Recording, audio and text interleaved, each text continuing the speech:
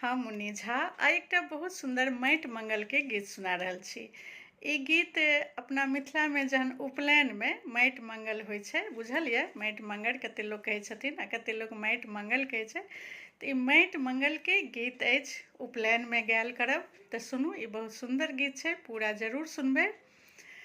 दसी पाँच सखी मिली चलली पोखरिया हे मटी मंगल सखिया। दसी पाँच सखी मिली चलली पोखरिया हे मटी मंगल सखिया। चली भेली सरोवर घाट हे मटी मंगल सखिया। चली भेली सरोवर घाट हे मटी मंगल सखिया। किनिका के जनाऊ छना किनकर पुत्र हे मटी मंगल सखिया। कोने बाबा पोखरी खुनल हे मटी मंगल सखिया।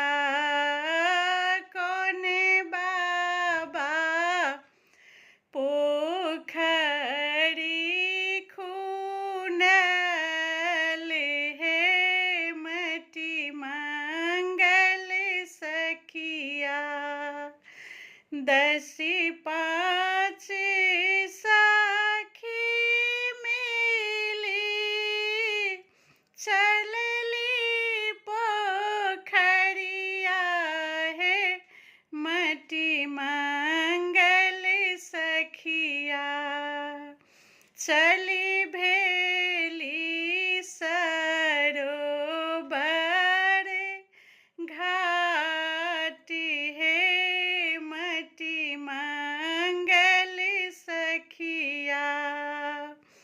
सुंदर बरुआ के जानऊ छियनि अम्मा के दुलरुआ हे मटी मंगल सखिया। सुंदर बरुआ के जानऊ छियनि पापा के दुलरुआ हे मटी मंगल सखिया।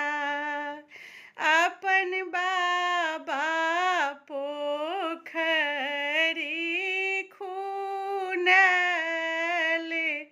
हे मटी मंगल सखिया। अपन बाबा पोखरी खुनल हे मटी मंगल सखिया। दसी पाँच सखी मिली चलली पोखरिया हे मटी मंगल सखिया। चली भेली सरोवर घाट हे मटी मंगल सखिया। जय मिथिला, जय मैथिली।